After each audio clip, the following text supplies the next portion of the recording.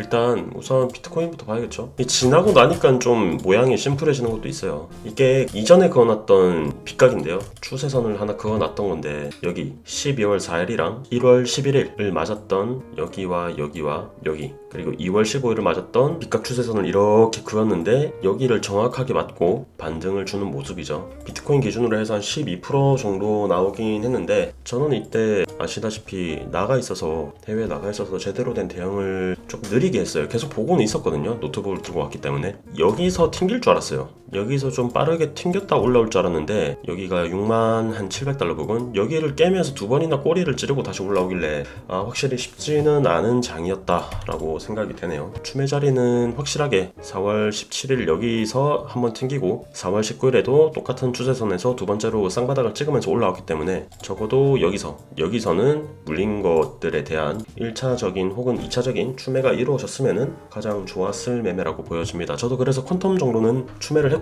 레이브는 좀 비중이 많아서 추매를 따로 안 했습니다. 그리고 신규 매수를 진입을 스페이스 아이디 말고는 안 했는데 비트가 한 번 더 시간 봉상으로 이렇게 바로 올려치는 게 아니라 혹은 한 요 정도 선에서 올라간다면 이런 자리에서 신규 매수를 하나 혹은 두 개 정도 들어갈 생각입니다. 비트는 일단 반등 자리는 깔끔하게 나온 편이고요. 그 다음 구간이 어디냐인데 조금 애매하긴 하다. 추세로만 보면요, 이렇게 하나 그으셔도 되고요. 7200? 7만에서 7200 부근에 있는 추세선 하나를 돌파해주면은 그때 타시는 게 제일 스윙 관점에선 좋은 방법이죠. 이런 식으로 뚫어올릴 때 이럴 때 타는 게 제일 좋은 방법이긴 한데 빨리 가서 이렇게 맞고 떨어진다고 하면은 이런 자리가 다 숏자리가 될 거기 때문에 좀 조심해야 될 필요성은 보입니다. 그리고 만약에 꺾여서 내려오면은 다시 한번 이 추세선을 치면서 양은 구름대 하단이 61,600입니다. 61,600. 여기를 만약에 뚫고 내려온다. 저는 여기서 무조건 숏을 잡을 생각입니다. 숏을 잡고요. 타겟은 그 밑에 있는 추세선 57,700 이 정도쯤이 되겠죠. 한 51,000달러 부근까지는 숏을 좀 끌고 간다는 생각으로 숏을 잡을 생각입니다. 근데 여기서 더 올려친다면 숏 구간은 안 보이겠죠. 당장은. 그리고 여러분 생각을 해보세요. 주봉으로 보면요. 여기서부터 여기까지 쉼없이 올랐잖아요. 이렇게 가파르게 올랐잖아요. 이때 거의 풀베팅으로 먹으면서 올랐죠. 저희가. 거의 코인 90%에서 100% 가까운 상태로 이거를 먹으면서 올라왔는데 이때 뭘 했냐면 한 방은 맞아야 된다. 무조건 한 방은 맞을 수밖에 없다. 왜냐면 풀베팅으로 올라오기 때문에 이런 조정을 기다리면서 시드 운용을 50% 40% 이렇게밖에 안 하면 크게 못 먹거든요. 그래서 이 조정은 한 방 맞는다고 생각하고 가야 돼요. 근데 이 조정을 맞을 때 여기서부터 여기까지 비트코인이 20% 가까이 떨어지고 알트코인 심한 거는 40에서 50% 가까이도 빠졌는데 이 조정을 맞을 때 마이너스 5%에서 마이너스 한 15% 정도로 잘 맞을 수 있으면, 이 정도로 맞을 수 있으면 그건 선방한 거라고 저는 생각을 해요. 왜냐면 여기서부터 여기까지 거의 목구멍 끝까지 올라오면서 막 한 달에 40% 수익, 50% 수익, 30% 수익 이래 내고 왔는데 마이너스 15% 정도는 되돌림을 각오하고 와야지 이걸 먹을 수 있는 거예요. 맞는 데 대한 두려움이 있을 수밖에 없거든요. 여기서 그만큼 상승해서 먹으면 돼요. 잘 먹으면서 왔으면 돼. 그런 거예요. 트레이딩이 항상 그래요. 안 맞을 순 없어요. 절대. 맞을 때 얼마나 작게 맞느냐 이거지. 안 맞고 손실이 없는 매매는 있을 수가 없어요. 이 주봉상에 있는 지금 이러한 흔들기는 무조건 나와줬어야 되고요. 여기서 만약에 깊게 빠지지 않고 이 박스권을 유지하잖아요. 급락이 나오면서 가격 조정으로 좀 더 많이 빠졌으면은 오히려 이런 반등을 먹기 쉬웠을 거예요. 근데 지금 옛날과 같이 마이너스 막 50%, 마이너스 40% 이런 급락이 나오기는 힘들어요. 지금 ETF 때문에. ETF에 기관 자금 돈이 많이 들어왔기 때문에 옛날 같은 반토막이 하루 만에 나오는 장은 힘들다고 보고, 최선은 여기서 기간 조정과 가격 조정을 같이 녹여내는 거 있잖아요. 사이클 자체가 이렇게 디센딩으로 내려오는 거. 그러면서 이런 부분들 가격으로 치면 지금 현재 가격으로 치면 한 53,000달러 내외의 이 가격대를 쳐주고 여기서 약반등을 하고 이렇게 저점을 높이는 움직임이 보여주면은 이때도 계속해서 모아가겠죠. 아직은 뭔가 비중 베팅 하기에는 기간이 너무 짧다. 그 기간이 짧다는 거는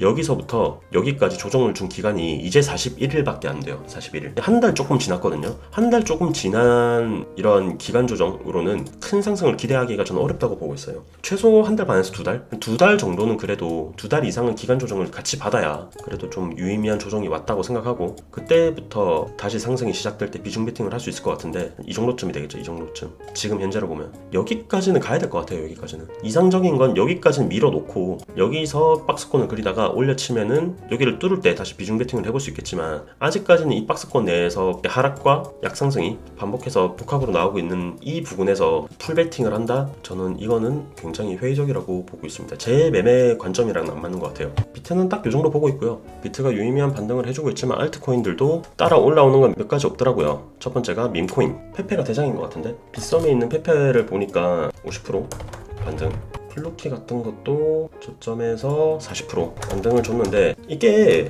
비트의 반등을 보고 있었지만 저는 중국계 코인에 대해서 좀 더 점수를 많이 줬거든요. 중국 코인이라고 하면은 네오, 퀀텀, 비체인, 온톨로지, 가스, 온톨로지 이런 쪽에서 점수를 좀 더 많이 줘야 되지 않을까 싶었는데, 확실히 밈코인은 논리적으로 엮으면 안 되고 뭔가 기세라고 해야 되나? 그 매수세가 붙는 거를 보고 좀 예민하게 반응하시는 분들이 밈코인으로 잘 먹는 것 같아요. 그 비트가 반등을 한다고 해도 밈코인 페페나 플루키가 이렇게 40% 50% 가까운 반등을 줄지는 몰랐는데 아예 생각을 안 하고 있었거든요. 근데 이거는 뭐 예민하게 반응하지 못했던 좀 실수기도 하고 좀 아쉬운 기회가 날아간 거고, 중국 코인들도 저는 퀀텀을 타고 있거든요. 퀀텀의 평단이 한 6,600원 됩니다. 한 요 정도 되는데 좀 쉽지가 않은 것 같아요. 온톨로지 가스 같은 거 보면 여기서 물린 사람들 있잖아요. 여기 이런 데서 물린 사람들도 벌써 살려주고, 여기서 물린 사람들도 지금 들고 있었으면 한 40% 41% 가까운 수익인데, 철저하게 온톨로지 가스만 이렇고 이 변동폭 자체도 여기서부터 여기까지 마이너스 40%, 여기서부터 여기까지 또 플러스 70%, 다시 여기서부터 여기까지 또 마이너스 30%, 또 여기서부터 여기까지 플러스 86%. 이거를 중국 코인들 ETF 재료가 뭐 나왔니 마니 하는 걸로 이 변동폭을 내가 확신 있게 버틸 수 있었을까라고 하면은 저는 100% 놓은 거예요. 100% 놓.